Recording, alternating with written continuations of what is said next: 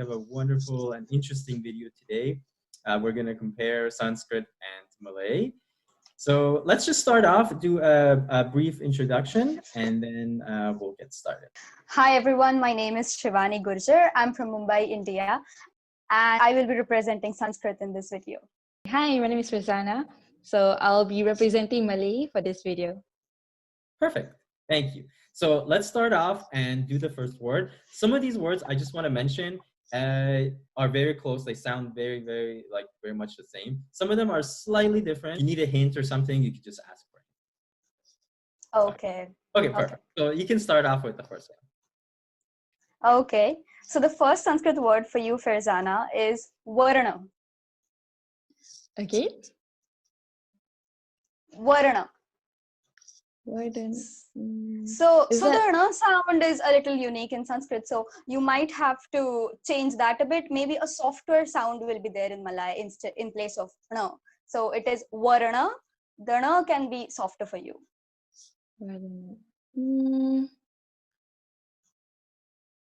Oh, is it color? Yeah, perfect. Yes, that's right. Yeah, that's right. So how do you pronounce it? Is it a little softer? We call it varna. Yeah, varna. Okay. Instead of na is na. The word is rasa. Rasa? Rasa. Okay. So is it like rasa in Sanskrit? Which is interesting because I can think of two meanings here. For rasa, one meaning is juice and the other can be taste. So is it one of these two? Yep, rasa? one of them. Yep. Okay. So in Sanskrit, the word rasa can be used as juice, which is also commonly adopted in other Indian languages right now. And it can also mean taste, which is actually used in Ayurveda to explain different types of tastes when they have written about different types of tastes there. That's how they use it, both for taste as well as for juice. Okay, but in this case, it means taste. Yeah. Okay, makes sense. So the next Sanskrit word is Uttara. Can you say that again? Yeah. Uttara. Uttara, like north. Does it mean north? Yeah, that's right. Perfect. Yeah. So actually, in Malay, we do actually say it as Uttara, as in for in the Singapore and Malaysia region. So yeah, when you say it sounds very similar. Yeah. Yeah, it does. Just a little tweak here and there, but it's pretty similar. So in Sanskrit, it means both the north direction as well as answer. So we use it. If you ask me a question, I'll give you an uttara. So this happens a lot in Sanskrit. I think multiple words in Sanskrit have, a single word in Sanskrit can have multiple meanings. This happens because I think the language is so ancient that it has evolved around a lot with time. Also, a single verb root can give birth to multiple words, I guess. So you mentioned that it's also used for question. So as in the person who's asking. So how was the context like?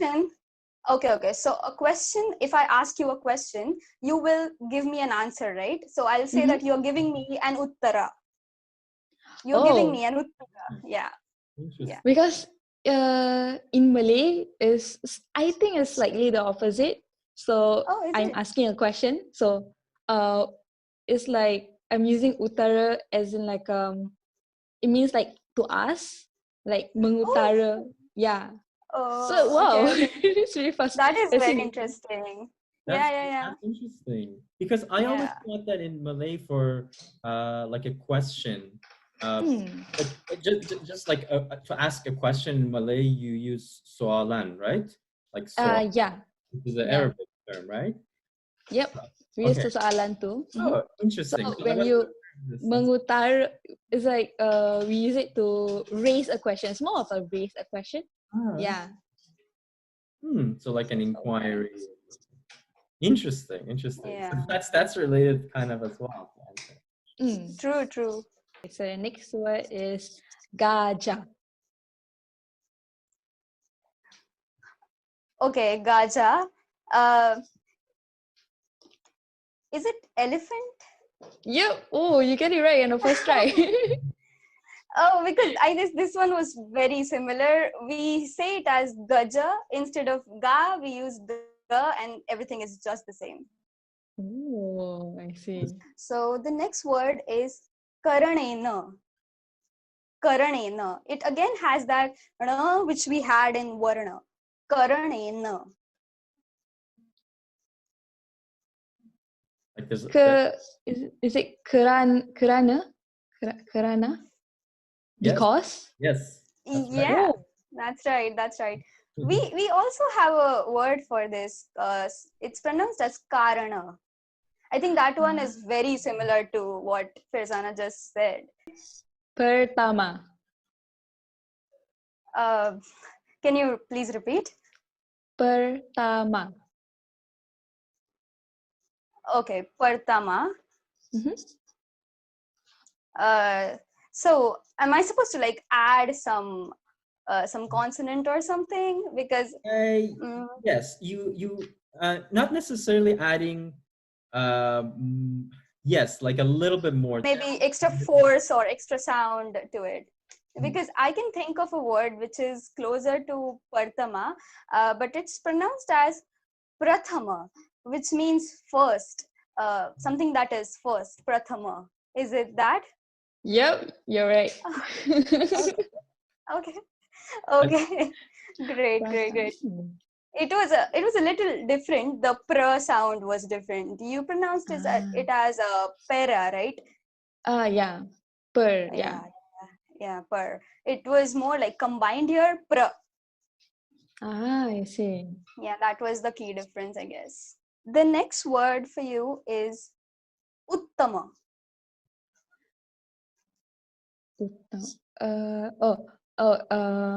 Priority? Like main? Yeah, main you can use it as main. True. So in Sanskrit we mostly use it for use it as a comparative to say that this is something that is best out of the others. So this is like the best one amongst the others, but it can also mean main or principal one, the first in the hierarchy, you can say something like that. Oh, that's pretty similar in Malay. Yeah, we use it in the same way. Yep. Okay. Beza. Beza.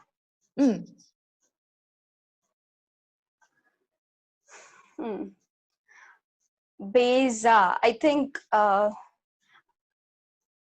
Beza. So is it like one of these two consonants change a little bit? The pronunciation completely changes for one of them? Is The it like middle that? of it is a little bit different. It is different, yeah. Okay.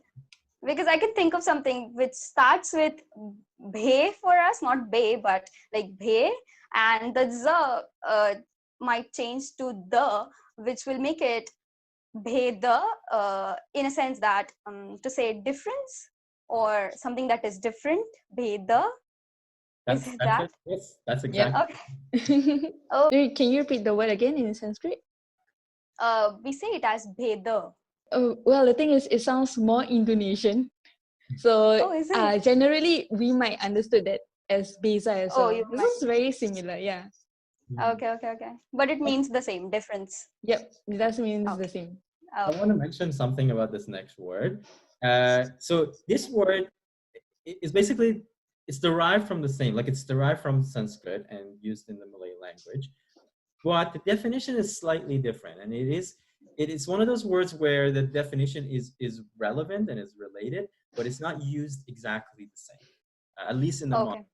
So you can read it now and then see what. Okay, let's see. Yeah, let's see. So the next word is agama. Agama. Religion. Is it religion? Yes, in Malay it is. That's correct. This makes sense because we don't necessarily use it as religion, but we use it as something that is coming through generations or coming through tradition, something that is coming from your previous generation to you, some knowledge. It can be a knowledge or some tradition that is followed through generations. It's like belief kind of thing. Yeah, you can say that it is related to spirituality, but maybe not any religion in particular, but yes, close to spirituality for sure. Okay. A little different. In Malay, I believe, like when you want to say like someone's religion, you would use you would use the term. Oh, okay. So this word is going to be kind of tough, but just as a hint, because the way it's pronounced in Malay it's changed. It's a little bit different, but the hint is that it's related to the last word we just read. Kind of like, yeah. Okay, so you can read it and then we'll see how she does with it. Okay. Puasa. Puasa? Is that how you said it? Okay. Yep. Puasa. And you said it's related to the last word, which is like agama. So in your context, religion or spirituality in my context. More of religion, I would say. More of religion, but okay. Puasa.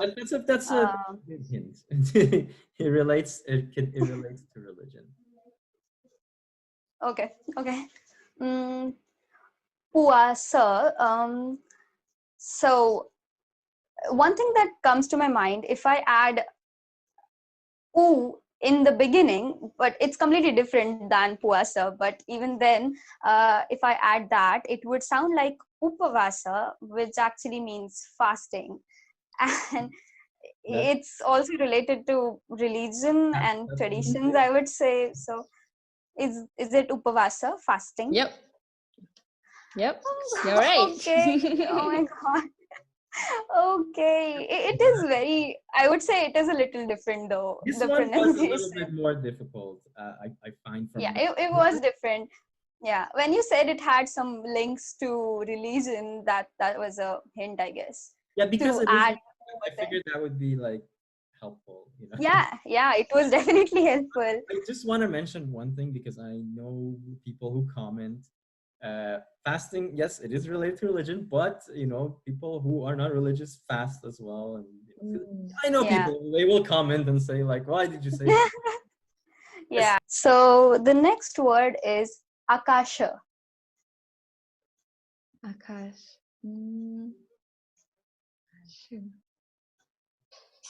Is it very different in Malay? The way you pronounce it in Malay is different, yes. Two of the letters are kind of like, it's derived from the same word, but the way you pronounce it is different. Doesn't sound familiar. Okay. Can you have the word again? Yeah. Akasha. Akasha.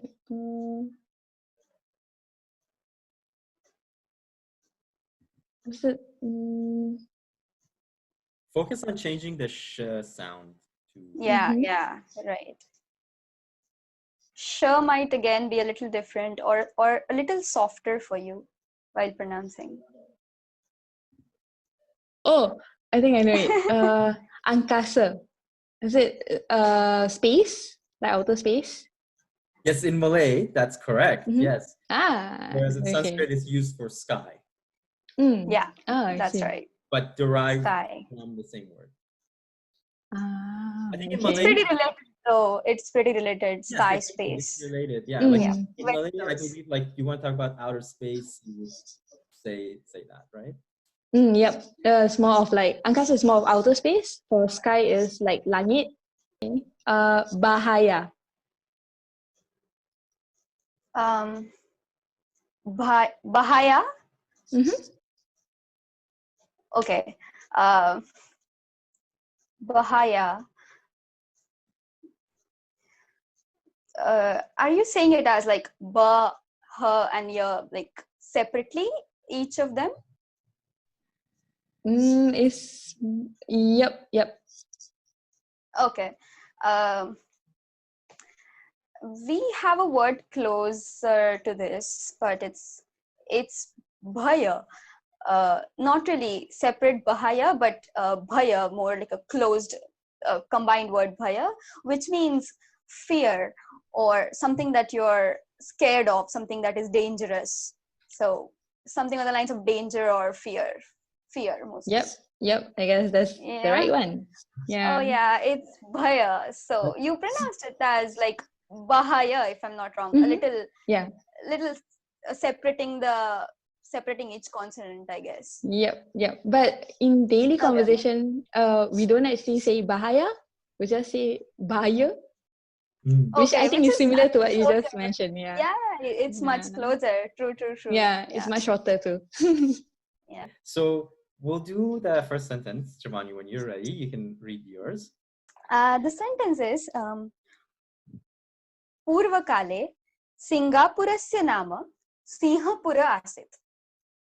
I only recognize one word for now. Okay, Singapore, right? Mm-hmm. Yeah, that's right. So Purvakale, focus on this Purva here. Purvakale Singapurasya nama Sinhapura asit. Okay. Purvakala. Is Purvakala, is it like in the older days? Correct. Perfect. Yeah. Oh, okay. Yeah. So you got the first part right. Something about older days, Singapore. Yeah. Correct. I didn't get the last. Oh, third word I know is this nama. one. Name. Yeah, I think this is perfect. It's common in both Sanskrit and Malay. So can you just repeat what all you got so far? I think you've got like more than half of the sentence already. In the old days, Singapore, something name. And then I'm not sure the last part. Okay. So, Purvakale, Singapurasya nama, Sinhapura asit. So there's two Singapura? That's what I heard, like there's two. So one is like Singapore, which is the current pronunciation, and the other was Sinhapur, Lion City. If you break Sinha and Pur, it would be Lion City. So it's just another name or older pronunciation, you'll say. I see. Because I hear two Singapore. So I thought it's the same word. Yeah, right. So it would be just that Singapore's, or rather in ancient times or older times, Singapore was called Sinhapur, or Singapore's name was Sinhapur. I see. Yep, that's right. Yeah, exactly. That's what we learn in the history books. Oh, okay. But the first word is actually, I wouldn't say it's a common word. It's something that we don't actually use it often. In Malay, it would be purba kala. Okay. Is that, it sounds... it's pretty similar. So it was purva kala, but the interesting fact here is that the sound va often changes to ba. Even in some of the East Indian languages like Bengali or Assamese or Odia, this verse changes to ba, and I think that follows as you go towards the east of Asia as well. When you said purba, and I will say it as purva, it's the same though. Okay. So now let's do your sentence, Farzana. I think part of the sentence will be easy, and then the other part is a little challenging. But let's see how you do it. Okay. So Raja sering bermain catur. Okay. Like I can already understand the first word, but the rest is a bit confusing. So I could identify Raja, which means king. Is it that? Okay. So can you just repeat like the whole thing? Break it into parts maybe. So it's a 3-word. So sering, bermain, catur. Chatur is also something that I could identify, which means smart or intelligent, witty. No, not that's that. Right, but in this case, that's not the meaning in Malay. Oh, okay. So chatur is like a completely some different word here. Nothing in the sense of smartness or someone's intelligence. In this context, yeah, it's not about being like smart or intelligent. Okay, so bermain is to play. To play. To play. Okay. Chatur. Is it chess by any chance? You're right. Oh, okay. So the king plays chess, and the second word was? Sering. Sering. I guess. Oh. Yeah. No, I'm not sure if this is a Sanskrit word, but yeah. I cannot really figure out this word, but I think the context is more like the king often plays chess or likes to play chess. Yep, the first one is right. Often plays chess. Often plays chess. Oh. Video can go on for a few hours, really. Like there's so much, like historically speaking, that we can talk about. But I think this was very interesting, and for people who are watching, feel free to share any other words or any other cultural similarities or historical like connections that you'd like, because there's so much. So thank you so much, Bahadur. I must say that your channel, this initiative is so unique that you're trying to bring people closer with this common link between languages. It's such a unique idea and very interesting. Also, I'm so thankful that I got to represent Sanskrit, such a divine and amazing language. And I would actually also use this opportunity to thank my aunt. Her name is Ashwini Ketkar. She's the person who was my guru in Sanskrit since I was just 13 years old. She kind of sparked that interest in me. I also got to learn a little bit about the Malay language in the past few days. I started researching, which countries is it spoken in, how many native speakers does it have. This is something I would have rather not looked up, right? I'm so thankful. So thank you so much, Bahadur, for this opportunity. That's amazing. That's wonderful to hear. Thank you. Yeah, thank you for the opportunity. So I'm so glad to share about Malay language. It's not really a commonly known language, but it's quite interesting that we have a lot of loan words, as in Sanskrit loan words. And it's like I think other languages that shares the same Sanskrit loan words, when I listen to them, it sounds very familiar. But it turns out that we all have the same common root. They're coming from the same root language. So that's really interesting. That's true. Yes. Yeah.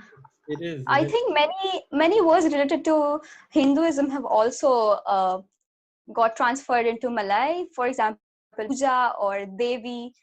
You might know this. Farzana, puja would mean to worship, or devi meaning goddess. Yeah. So it's very interesting how language kind of has so much connection with history and human transformations from one country to another.